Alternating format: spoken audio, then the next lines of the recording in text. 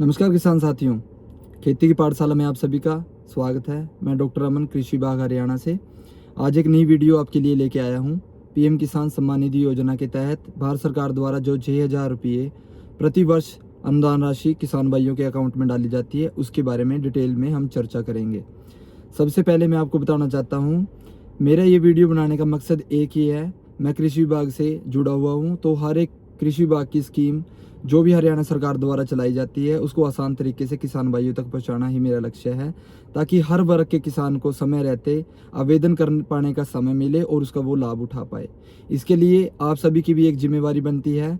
आप सभी ये वीडियो को हर किसान तक शेयर कर दीजिएगा, ताकि आवेदन का समय और लाभ लेने का समय उसको सही समय पे उसको मिल सके। तो जानते हैं पीएम किसान सम्मान निधि योजना के बारे में। भारत सरकार द्वारा 2019 में ये चलाई गई थी स्कीम, जिसमें 6,000 रुपये किसानों को हर साल मिलते हैं। इसके लिए कौन कौन फार्मर आवेदन कर सकता है, क्या एज लिमिट होनी चाहिए, परिवार में से कौन कौन किसान इसके लिए फार्म भर सकते हैं। सबसे पहले तो बहुत से किसानों के एक क्वेश्चन था, काफ़ी टाइम से इसकी जो साइट थी वो बंद पड़ी थी। आप सभी के लिए खुशखबरी है, वो साइट चल चुकी है, आप नया फार्म आवेदन कर सकते हैं। लेकिन कुछ बातों का ज़रूरी है, वो आप ध्यान रखें नया फार्म भरने से पहले, वो मैं आपको आगे वीडियो में सारी डिटेल में बताऊंगा। लेकिन जो भी किसान भाई अब नए जुड़े हैं, सबसे रिक्वेस्ट है आप ज़्यादा से ज़्यादा मात्रा में सब्सक्राइब करें, फॉलो करें, जहां पर भी आप इसको देख रहे हैं, फेसबुक, इंस्टाग्राम, खेती की पाठशाला के नाम से ही ये चैनल व्हाट्सएप पे भी है, जहां पे हमारे साथ 8,000 किसान जुड़े हुए हैं। समय समय पे मौसम, बागवानी, पशुपालन, हर एक विभाग की स्कीम इसमें मैं टाइम से डालता हूँ। टाइम से डालने का एक फ़ायदा होता है कि हर किसान को उसकी जानकारी मिल पाती है और वो समय से आवेदन कर पाता है, जिससे उससे लाभ मिला भी है और उनके खातों में पैसे आए भी हैं। तो रिक्वेस्ट है, किसान होने के नाते किसानियत दिखाइए और हर एक किसान को ये वीडियो शेयर कर दीजिएगा। तो चलिए वीडियो स्टार्ट करते हैं पीएम किसान सम्मान निधि योजना के बारे में। सबसे पहले आप नया फॉर्म फिल करते हो, उसके लिए क्या है, फैमिली मेंबर में कौन कौन आवेदन कर सकता है। जैसे फैमिली में बच्चे, पति पत्नी ये होते हैं, उसमें कौन कौन आवेदन कर सकता है। परिवार में से पति पत्नी में से सिर्फ एक ही फार्मर इसको आवेदन कर सकता है। मान लीजिए पत्नी के नाम पे भी ज़मीन है और पति के नाम पे भी ज़मीन है, लेकिन पति पत्नी में से सिर्फ एक ही इसको आवेदन कर सकता है, नया फार्म भर सकता है। क्योंकि पीछे भी जिन फार्मरों के पति पत्नी के दोनों के लगे हुए थे, हरियाणा सरकार द्वारा और भारत सरकार द्वारा उनको सस्पेक्टेड फार्मर के रूप में देखकर उनकी किस्त जो आती थी वो काट दी गई है। आने वाली जितनी भी किस्तें उनकी आई थी वो उतने टाइम तक नहीं आएंगी। मान लीजिए किसी फार्मर की पति की 18 किस्तें आई हैं, पत्नी की भी 18 किस्तें आई हैं, तो पत्नी की कट होने के बाद आने वाली 18 किस्तें उस पत्नी की नहीं आएंगी जिस फैमिली से वो बिलोंग करती है। जो उसके बच्चे हैं, अगर उसकी एज 18 वर्ष से ज़्यादा है तो वो भी अप्लाई कर सकता है, अगर उसकी ज़मीन 2019 फरवरी से पहले उसके नाम पे आ गई थी।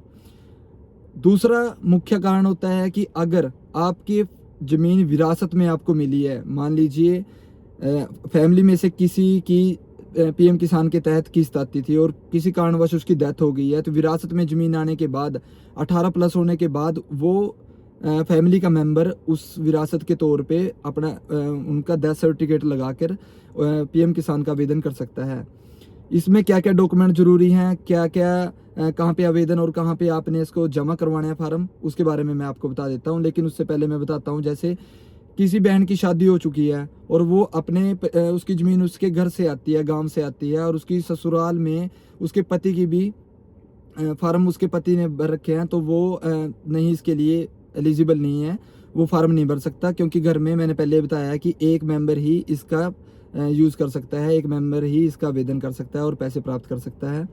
इसके लिए कुछ सरकार द्वारा शर्तें रखी गई हैं कि कौन कौन इसका आवेदन कर सकता है और कौन इसके लिए सुचारू रूप से चल सकता है। तो जैसे कोई भी किसान जो किसान भी है और सरकारी जॉब में भी है, वो इसको अप्लाई नहीं कर सकता।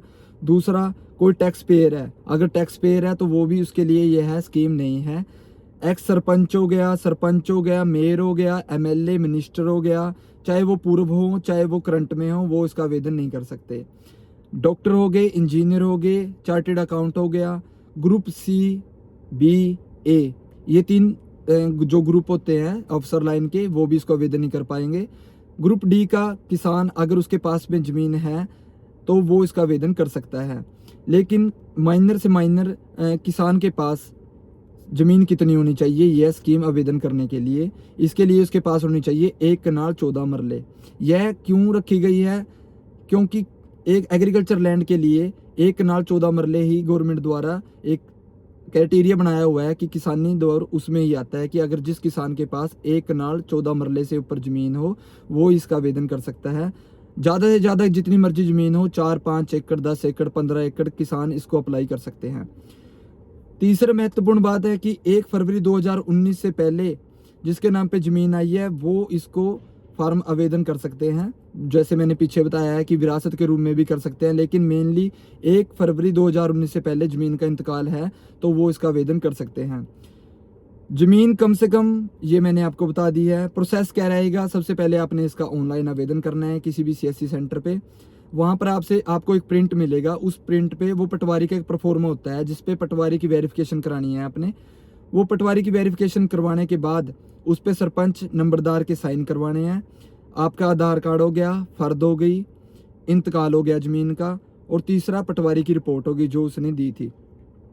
अब आते हैं, ये डॉक्यूमेंट आपके पूर्ण रूप से हो गए तो आपने कहाँ पे सबमिट कराने हैं? ये आपने कराने हैं नज़दीकी कृषि विभाग में, जो भी आपके एरिया का ADO या BO office, block agriculture officer जहाँ पे भी बैठते हैं वहाँ पे आप इसको सबमिट करवा सकते हैं। उसके बाद ये डिप्टी डायरेक्टर के पास जाएंगे, पंचकूला से वेरीफाइड होंगे, तब ये आपकी स्कीम के तहत पैसे आने शुरू हो जाएंगे। अब अलग से क्या होता है, जैसे सबमिट कराने के बाद भी किसान भाइयों को ये वेट करते रहते हैं कि हमारे पैसे लगे हैं या नहीं लगे। उसके लिए भी PM किसान एक पोर्टल है, आप गूगल पे सर्च करोगे तो वहाँ पे आ जाएगा। आप अपना स्टेटस भी जान सकते हैं वहाँ पर आधार कार्ड के माध्यम से।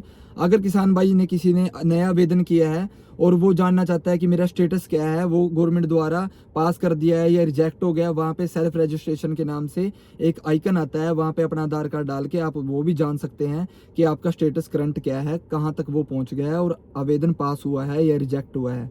अगर रिजेक्ट हुआ है वो किस कारण से हुआ है, मैं एक रीज़न और बता देता हूँ आपको रिजेक्ट होने का। बहुत से किसानों को ये नहीं मालूम होता है कि उनका ब्लॉक कौन सा है, वो तहसील तक ही पता होता है। तो सबसे पहले आपने ब्लॉक ठीक पता करके वो ठीक ही अप्लाई करना है। दूसरा, जिस वक्त आप इसको ऑनलाइन करवाते हैं सिर्फ फ़र्द का वो पेज अपलोड कर देते हैं जिसमें आपका नाम होता है, लेकिन ऐसा नहीं करना। आपने इंतकाल भी अपलोड करना है और साथ में आपने फ़र्द का जहाँ पे आपका नाम है वो पेज और जहाँ पे आपका किला नंबर लिखा है वो पेज भी आपको अपलोड करना है, ताकि जिस वक्त वेरिफिकेशन करे कृषि विभाग के अधिकारी तब उनको डॉक्यूमेंट डिटेल्स में किसी प्रकार की दिक्कत ना आए। तो उम्मीद है आप सभी को वीडियो अच्छी लगी होगी और आप इसका लाभ भी उठा पाएंगे। अगर अलग से आपको किसी मुद्दे पे वीडियो बनानी है या कोई पूछना है तो कमेंट कर सकते हैं, मैं उस मुद्दे पे आपकी वीडियो बना दूंगा।